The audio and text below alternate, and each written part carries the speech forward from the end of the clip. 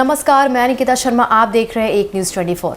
बिहार की राजनीति में हाल ही में केंद्रीय गृह मंत्री अमित शाह के दौरे और उनके गोपालगंज में आयोजित विशाल जनसभा के बाद राजनीतिक गतिविधियां तेज हो गई हैं। अमित शाह की इस सभा के उपरांत राष्ट्रीय जनता दल राजद के नेता तेजस्वी यादव ने उन पर प्रतिक्रिया दी है, जिससे राजद की राजनीति में नई टिप्पणी उच्च न्यायालय ने जब किया तो वो कोई लॉ एंड ऑर्डर को लेकर के नहीं किया था, एडमिनिस्ट्रेशन को लेकर के नहीं किया था, बल्कि पटना नगर निगम को लेकर के किया गया था।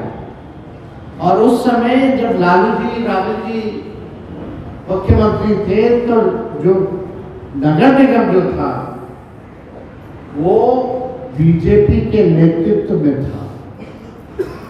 तो अगर फैक्ट अगर ये लोग बात करते हैं तो तथ्यों पे जो है इन लोगों को बात करनी चाहिए।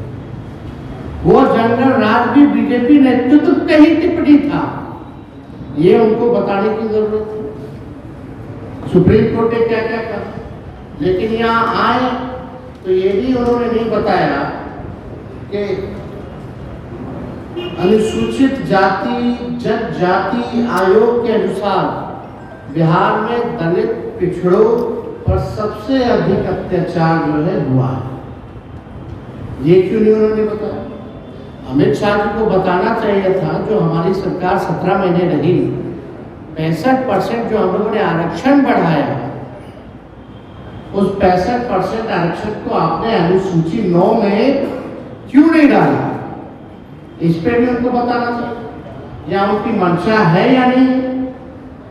और आप बताइए, जब एनडीए की सरकार थी तो बिहार और झारखंड में बंटवारा हुआ था, तो उस समय डील तय हुआ था, अटल जी प्रधानमंत्री थे कि बिहार को 1,79,000 करोड़ का पैकेज जो है दिया जाए।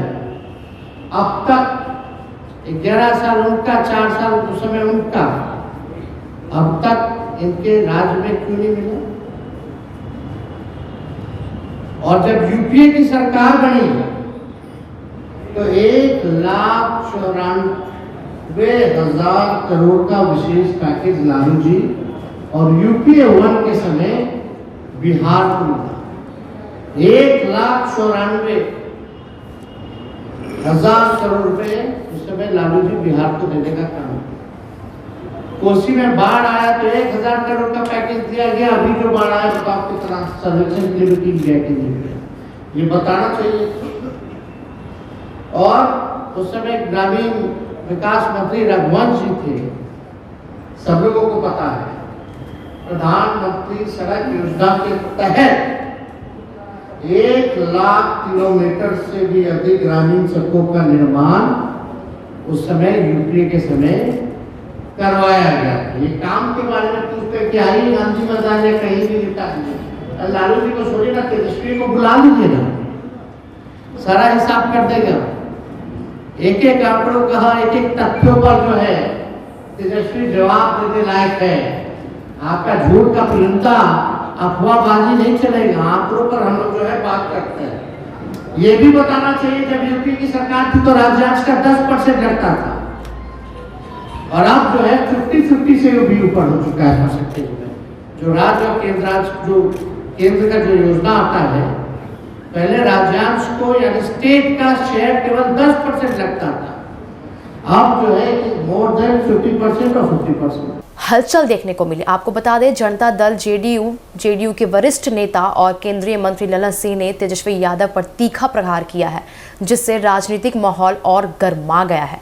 तेजस्वी यादव की अलविदा यात्रा टिप्पणी पर ललन सिंह का पलटवार। आपको बता दें, मुख्यमंत्री नीतीश कुमार की प्रगति यात्रा को लेकर तेजस्वी यादव द्वारा अलविदा यात्रा कहे जाने पर ललन सिंह ने कड़ी प्रतिक्रिया दी है। उन्होंने राजद के नेता पर निशाना साधते हुए कहा कि विधवा विलाप कर रहे हैं, नीतीश कुमार की मिले यह अपार जन समर्थन पे वे बेचैन हैं।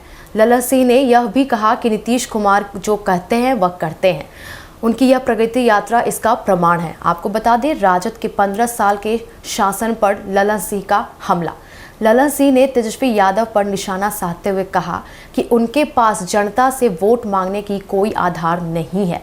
उन्होंने आरोप लगाया है कि तेजस्वी यादव अपने माता पिता के 15 साल के कुशासन की जंगल राज सरकार के नाम पर वोट मांग रहे हैं, जबकि उस दौरान बिहार में विकास का सपना देखना भी मुश्किल था, लोगों ने छोड़ दिया था। ललन सिंह ने यह कहा कि नीतीश कुमार के 18 साल के शासन में बिहार की स्थिति बदल गई है, जिसकी चर्चा पूरे देश में हो रही है।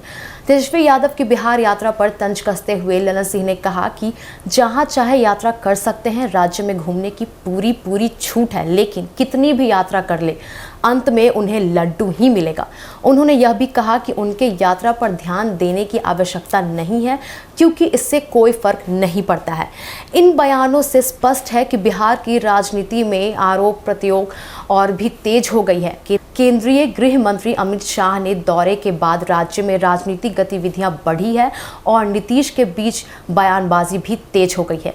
तेजस्वी यादव और ललन सिंह के बीच यह जुबानी जंग आगामी चुनावों के मनहेज राजनीतिक माहौल को और गर्मी कर दी है।